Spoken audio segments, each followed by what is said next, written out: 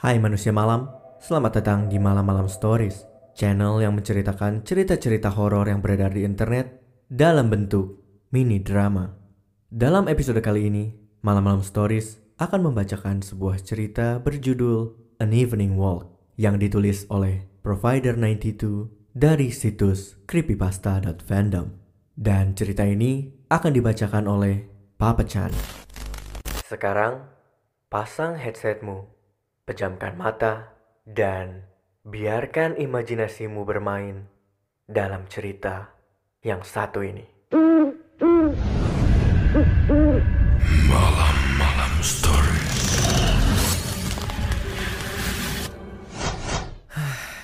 Lagi-lagi hari yang melelahkan di kantor.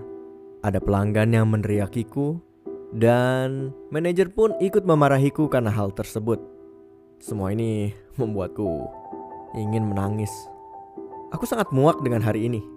Kejadian ini membuatku harus terus mengingatkan diri sendiri bahwa sekarang aku ada di rumah. Aku tidak di bawah otoritas siapapun kecuali diriku sendiri. Tidak ada pelanggan yang berdalih agar mendapat kupon gratis. Tidak ada pengawas yang menahan gajiku untuk membayar kompensasi kupon tersebut. Namun tetap saja yang terpikirkan adalah rentetan kejadian hari ini.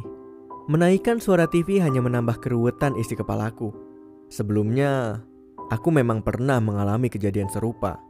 Tapi, ini yang paling tidak menyenangkan. Untungnya, aku selalu punya cara ampuh untuk mengatasinya. Yaitu dengan berjalan sore di sekitar perumahanku. Aku mematikan televisi, mengenakan mantel tipis, dan melihat ke arah jam yang menunjukkan pukul 11 malam. Aku tidak berencana untuk keluar terlalu larut. Tapi aku tahu kalau aku tidak akan bisa tidur sampai ini bisa teratasi. Ya, terlebih lagi besok aku tidak perlu datang ke tempat kerja. Jadi aku memutuskan untuk berjalan sedikit. Setelah semuanya siap, aku mengunci pintu sebelum aku pergi. Cahaya keemasan trotoar yang tampak tak berujung di antara rumah-rumah bata dan mortir tidak pernah gagal membuatku berdecak kagum. Namun, itu juga menambah kekhawatiran tentang sampai kapan aku bisa tinggal di sini tanpa pekerjaan dengan gaji yang lebih tinggi. Melihat tidak banyak orang di sekitaran trotoar dan tepi jalan pada jam segini, sebenarnya tidak mengherankan bagiku. Aku menghiraukannya, karena ini adalah lingkungan yang cukup aman. Namun, sepertinya berjalan tidak begitu membantu. Hingga selesai satu putaran pun, aku masih terganggu oleh kekacauan hari ini. Lalu aku memutuskan untuk lanjut berjalan sampai blok ketiga. Setelah aku melewati blok pertama, aku akhirnya mulai menenangkan argumen yang berulang dan memperhatikan suara di sekitarku. Atau lebih tepatnya, heningnya suara di sekitarku. Hanya ada dua suara yang sepertinya ada di dalam gelembung alam semesta ini. Dengungan lemah dari lampu jalan dan karet sepatuku yang menghentak trotoar. Dalam keheningan, suara hentakan itu seperti bergema tanpa henti. Semuanya terdengar jauh lebih keras di malam hari. Aku melihat ke belakang untuk melihat sejauh mana jarak yang sudah aku tempuh dari rumah. Ya, sudah tidak terlihat. Karena terlalu dalam memikirkan masalah ini, aku pasti tanpa sadar sudah berjalan melewati batas targetku. Perjalanan ini nampaknya membuahkan hasil. Jadi, kupikir sebaiknya aku kembali ke rumah sekarang. 6 blok menuju rumah dan aku mulai khawatir. Bagaimana bisa aku pergi sejauh ini tanpa sadar? Aku masih tidak bisa melihat rumahku. Apa jangan-jangan aku berbelok dengan pikiran kosong? Karena bingung, aku mempercepat langkah kakiku. Tiba-tiba, aku menyadari akan hal aneh yang mustahil untuk terjadi. Gema langkah kakiku tidak beritme. Aku berhenti melangkah dan mendengarnya baik-baik. Hentakan terakhir dari sepatuku terdengar keras seperti biasanya. Tetapi gemanya tidak wajar. Ada yang bergema terlalu cepat setelah yang terakhir, dan ada juga yang bergema lebih keras dari sebelumnya. Seolah ada yang sedang mengikutiku. Aku melihat sekeliling, berharap menemukan sumber suara itu, dan aku tersadar kalau aku bahkan tidak dapat melihat ada apa saja di sekitarku. Cahaya lampu jalan telah meredup dari warna keemasan hingga menjadi kuning kusam. Aku melambatkan langkah kaki, berharap si peniru ini memberitahukan lokasinya melalui salah satu gema ini. Tapi nyatanya, suara gema terus muncul dari segala arah. "Ada orang di sini?" Aku berteriak ketakutan dan putus asa.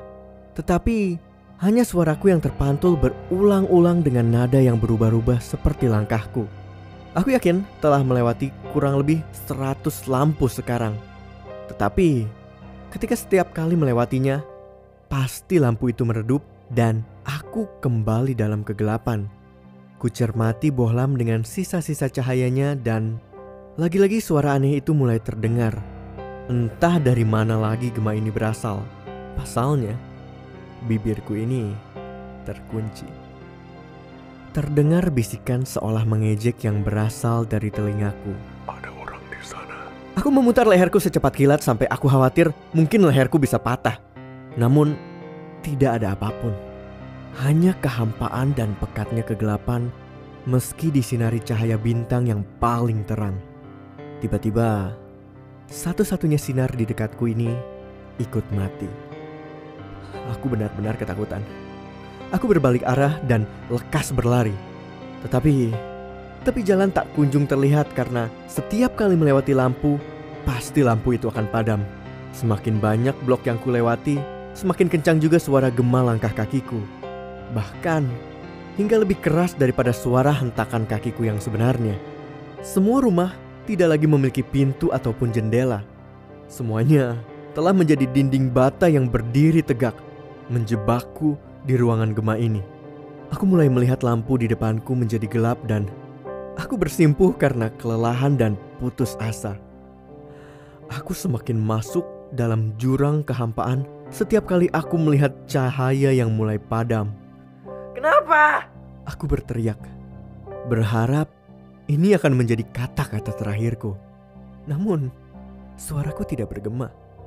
Bahkan, tidak ada pantulan.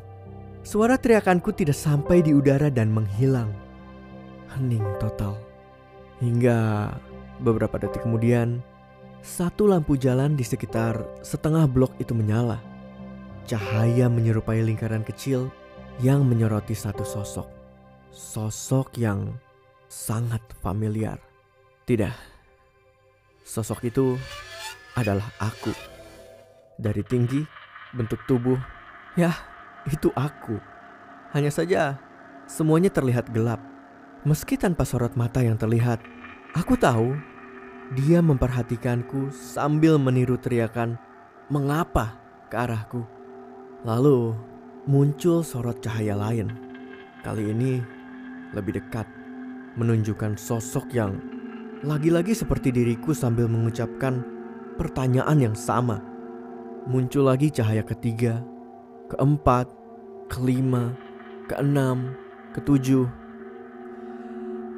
Aku mulai kesulitan berhitung karena beberapa cahaya menyorot lebih dari satu inkarnasi diriku. Semuanya saling sahut menyahut dengan pertanyaan yang sama. Jalan yang tampaknya tak berujung ini mulai dibanjiri oleh para impostor yang bersahut-sahutan dengan suara yang semakin tinggi. Aku menutup telingaku dan memejamkan mata dengan erat-erat. Tetapi ini tidak berhasil menenangkanku. Semenit telah berlalu. Tepat ketika volumenya memekakan telinga. Akhirnya suara-suara itu hilang. Aku membuka mataku sekali lagi di dalam kehampaan suara yang sunyi, gelap gulita. Aku mulai bertanya-tanya, apakah ini akhirat? Karena aku terbutakan, namun bukan karena kegelapan itu sendiri, melainkan karena cahaya. Yang kulihat keseluruhan hanyalah cahaya putih, dan aku kembali merasakan kehidupan. Tetapi sesaat setelah penglihatanku kembali, aku terdiam terpaku. Hanya satu lampu yang menyala tepat di atasku. Aku berdiri dikelilingi oleh sosok mereka yang tidak kukenal. tanpa jalan keluar. Aku hanya bisa menangis. Aku tersungkur dan menangis saat cahaya terakhirku berangsur-angsur menjadi redup lagi. Kali ini, aku hanya bisa mendengarkan isak tangisku sendiri yang bergema kembali kepadaku. Perlahan, semakin dekat dan semakin dekat. Malam-malam stories.